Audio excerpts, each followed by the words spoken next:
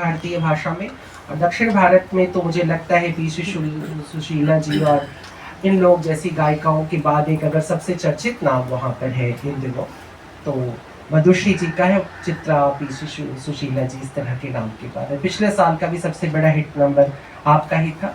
और हिंदी सिनेमा में भी जो कुछ बहुत सिलेक्टेड गाने गाए हैं, वो लता जी मुझे कहती थी कि मैं लता मंगेशकर क्वांटिटी में नहीं क्वालिटी में गाती है, तो वही मधुश्री के लिए भी है, ये क्वांटिटी में नहीं क्वालिटी में गाती है, जो भी गाती है बहुत क्वालिटी का होता है।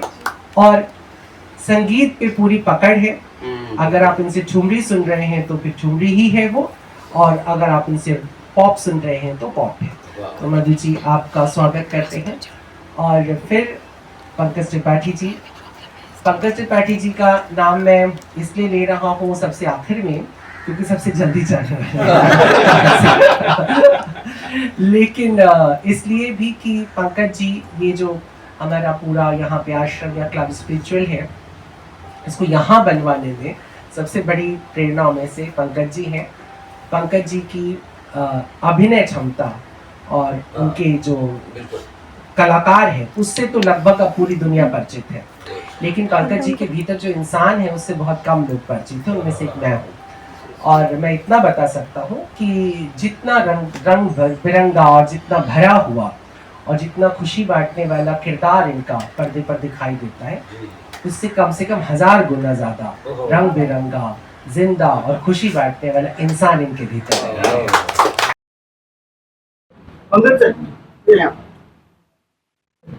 पंकज सर यहाँ पर हो गया, फिर में सर यहाँ पे सेंटर में। जी जी जी जी, मैं एक एक करके आप सभी के लेंस में देख रहा हूँ। कहाँ हो? यहाँ। ओह अच्छा, आपको सॉरी, आपको आवाज सुनाई नहीं रही। so many people coming and आप एक ट्रिब्यूट भी दे रहे हैं आज उनको आपकी आईटी से, प्लीज टेल अस। देखिए मैं बहुत खुश हूँ क्योंकि उमादा आप जी जो है संत से ग्रेट स्पिरिचुअल पर्सन है, मैं उनकी बहुत बड़ी फैन हूँ। और उन्होंने ये कदम उठाया कि आसिफ जी को इस तरह से ट्रिब्यूट करे कि आसिफ के नाम आते ही जब प्यार किया तो डरना क्या, जब प्यार किया तो डरना क्या। ये जो मुगले आजम जो है, ये आसिफ और मुगले आजम जैसा कि एक साथ है, ये आसिफ मतलब मुगले आजम, मुगले आजम मतलब आसिफ। ऐसी musical film one and only जिसमें एज ए सिंगर, मैं इसलिए कह रही हूँ एज ए सिंगर मैं इस फिल्म को सबसे ज़्यादा इम्पोर्टेंस देती हूँ, म्यूजिकल फिल्म कहती हूँ। इस फिल्म में रोमांटिक गाना है, कवाली है, सैड सॉन्ग है, प्लस क्लासिकल है। उस्ताद बड़े गुलाम अली खान का जो क्लासिकल गाना जिस तरह से उन्होंने पिक्चराइज किया था मधुबाला के ऊपर, अद्भुत। इतना म्यूजिकल, आई थिंक नौशाद जी का one of the best musical film है। और हम लोग ये सब गाना सुन सुन के बड़े हुए हैं। बहुत आज भी देखिए, इतना जब ये फिल्म बनी शायद हम पैदा भी नहीं हुए, लेकिन आज भी देखिए बच्चे बच्चे तक ये गाना जानते हैं। ठुमरी, इसमें हम ठुमरी है, कजरी है, कवाली है, रोमांटिक है, क्लासिकल है, मतलब एक पूरे जो म्यूजिकल जो है जर्नी। और मैं बहुत, हम सब लोग फिल्म इंडस्ट्री के सब लोग शुक्रगुजार हैं कि आसिफ जी ने इस तरह से एक म्यूजिकल फिल्म हमारे लिए बनाया। हमारे हम लोग यार लकी, बहुत बहुत शुभकामनाएं। और मतलब बहुत अच्छा लग रहा उमादे और जो मैं बहुत उमादे को नाम लग जाता है, उमादे को मैं बहुत बहुत बधाइयाँ दूंगी और कहूँगी इस तरह से जो बड़े बड़े डायरेक्टर, प्रोड्यूसर, म्यूजिक डायरेक्टर भी जो पुराने दिनों में जो इतने अच्छे से काम किया फिर से रिवाइव कर रहे, that is a great thing. तो आजकल का जो बच्चे हैं उनके लिए एक बहुत अच्छा एक लर्निंग प्रोसेस है, वो बहुत अच्छी बात है। और आपका कोई फेवरेट गाना जो आज आप परफॉर्म कर रहे हैं आप इन सब, तो ये गाना जाने की और साथ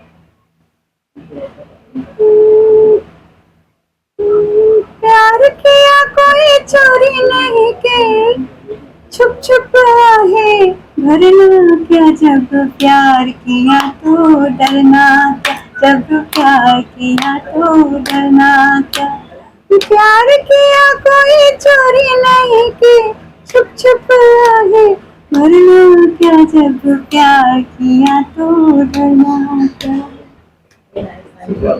आपका डेडिकेशन, आपका व्यू पॉइंट। मैं यही कहना चाहता हूँ डायरेक्टर, आज के ज़माने तो हम फिल्म मेकर्स को देखते हैं तो हम ये सोचते हैं कि आसिफ जी को कैसे इतना बड़ा कैनवस सोचने को दिमाग में आया। इस अद्भुत चीज़ है कि एक डायरेक्टर जो बहुत फिल्में नहीं किया हो, डन टू मच मूवीज, लेकिन वो इतना बड़ा कैसे सोच लिया, एक अपने आप में बहुत बड़ी बात है। कि आज हम एक छोटी फिल्म में एक फिल्म बनाने जाते हैं तो आपस में झगड़ने लगते हैं, लेकिन के आसिफ जी ने लार्जर देन लाइफ, मतलब उसको हम फिल्म में एक जिंदगी, एक दौड़ है जो इतने सालों में उन्होंने बनाया, लेकिन पीछे नहीं हटा, फिल्म बना के और हमारे लिए छोड़ा कि एक अद्भुत चीज बन गई। और उसको हम कहते कि यार मुगले आजम हमारी एक फिल्म है जो हम गर्व के साथ कह सकते कि हम भी अच्छी फिल्में बना सकते। थैंक यू आसिफ जी, जहाँ भी हो, thank you so much. Uma ji को भी बहुत बहुत हाँ, धन्यवाद। उमा जी तो हम क्या कहें, उनके लिए हम कुछ नहीं कह पाते हैं कि उनके हमारे पास वर्ड्स नहीं, जो बात कर दी तो मैं खो जाता हूँ। कभी कभी मैं आता हूँ कि मैं क्यों जा रहा हूँ, लेकिन आने के बाद पता चलता है कि यार यहाँ आने से आपके सारे जो संकटे हैं, प्रॉब्लम से कुछ भी किसी चीज में रहो, उससे आप बिल्कुल आपको राहत मिल जाती है। और उमा जी देख सबसे अच्छा जो लगता है उमा जी के बारे में, वो धार्मिक के हिसाब से नहीं कहते, कोई भी धर्म के बारे में, स्पिरिचुअलिटी इतना अच्छा बताते हैं, कोई भी टॉपिक के ऊपर इस तरह से बताते हैं कि आप सुनते रह जाओगे, बहुत अच्छा लगता है। Thank you so much.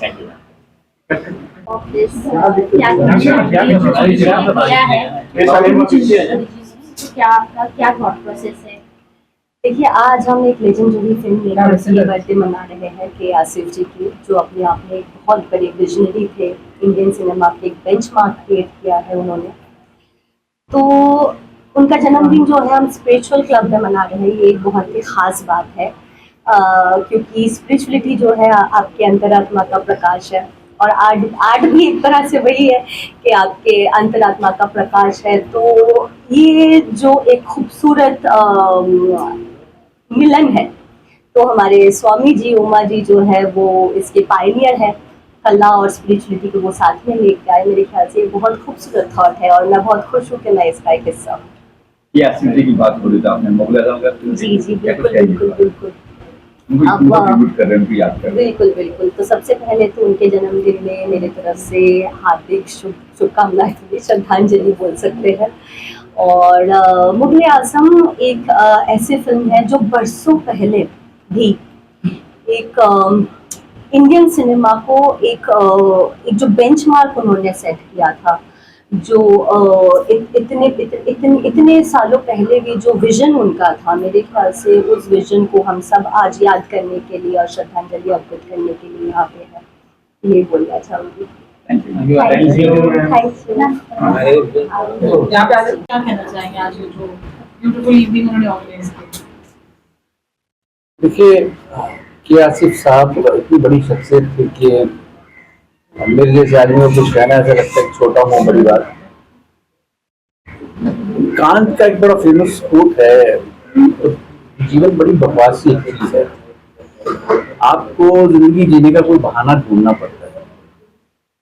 और मैं इस बात से पूरी तरह मुत्तफिक हूँ, I totally agree to this. और कि आसिफ साहब जैसे जो लोग थे, शायद वो भी इसी तरह कुछ सोचते रहे होंगे, तो उनकी जो पूरी ऊर्जा थी एक जैसे फिल्म मेकिंग की तरफ लगी, या जो बहुत बड़े म्यूजिशियंस होते हैं क्लासिकल गाने वाले, वो पूरा जीवन समर्पित कर देते हैं, पूरी ऊर्जा उस तरफ लग जाती है और फिर कुछ ऐसा अद्भुत सा क्रिएट हो जाता है जो सदियों तक लोगों को याद रहता है। मुझे लगता है वो भी इसी तरह का एक काम करने वाले आदमी थे।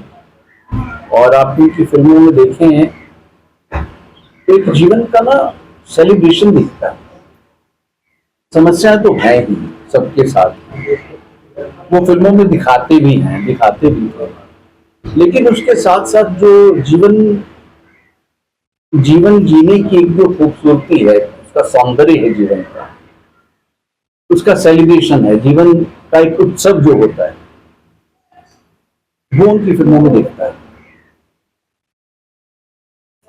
कि आसिफ साहब हों या महबूब खान साहब हों या और भी बहुत सारे, कमाल की बात यह है हमारे यहाँ जितने भी बहुत बड़े बड़े फिल्म मेकर्स पैदा हुए हैं, वो एकेडमिकली ऐसा कहा जाता है कि बहुत ज्यादा पढ़े लिखे नहीं थे।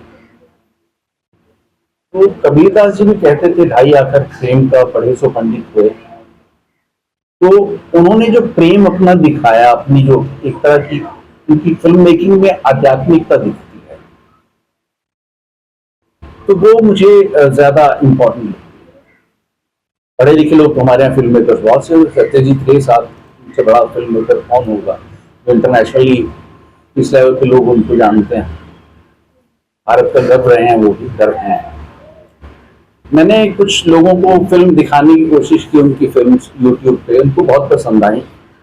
उन लोगों को दिखाई मैंने जो जिनके बारे में वो फिल्में थी। तो उन लोगों ने कहा कि फिल्म बहुत अच्छी थी, लेकिन कोई गाना बजाना तो इसमें था ही नहीं। तो मुझे लगा कि ये इन्हें पता है हमारी समस्या भी बनी है फिल्म, वो जीवन का रूखा सूखापन, जब उसको आप बहुत हाइट पे जाके सोचते हैं, दिखाते हैं, बड़ी सच्चाई के साथ उसके हर चीज को उकेरते हैं, तो वैसी चीज बन पाती है। लेकिन उसके बावजूद कितनी भी समस्याएं हों, हम सेलिब्रेशन खासतौर से भारतीय लोग नहीं छोड़ते। आप आज भी गांव में जाएं, कोई आदमी वहां अगर लाख रुपए महीने के कमाता है और कोई अगर महीने के 2000 कमाता है, लेकिन 2000 वाला भी उतना ही खुश होता है जितना लाख रुपए कमाने वाला होता है।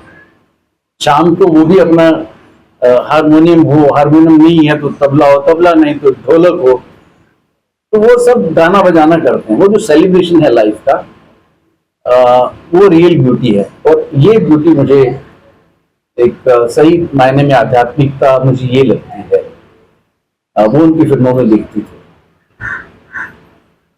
और हमारे जो महाराज हैं उमा जी, सही मायने में जो आध्यात्मिकता का पाठ जो पढ़ा रहे हैं लोगों को, मतलब ऐसे लोग बहुत कम हैं दुनिया में जो धर्म की बात ही ना करते हों, हमेशा एक खूबसूरती की बात कर रहे हों, है ना। वो हर आदमी के अंदर छिपी है खूबसूरती है, सबकी कलेक्टिव कॉन्शियसनेस की बात करते हैं। तो ये सब मुझे एक जैसे लोग ही लगते हैं। तो ये आसिफ साहब को बहुत बहुत प्रणाम, उमा जी को भी। और आज की इस भाग दौड़ भरी दुनिया में मतलब हम अपने बड़ों को, जो कल जिनको निर्माण प्राप्त हुआ, कल जो गुजरे हमारे बड़े बुजुर्गों को याद नहीं रखते, लेकिन फिर भी ये इतनी बड़ी शख्सियत को याद करने के लिए स्पेशली एक उन्होंने ट्रेनिंग ढूंढा, लोगों को इकट्ठे कर रहे हैं। हैट्स ऑफ टू हिम, प्रणाम उन्हें बहुत बहुत। और आप सब लोग भी यहाँ उपस्थित हुए, बहुत बहुत धन्यवाद, आपने सुना। Thank you. चाहिए उनको, हाँ लेट मी गो इनसाइड, इसके बाद मुझे बता पाऊंगी, बाकी मिलते हैं फिर। Thank you.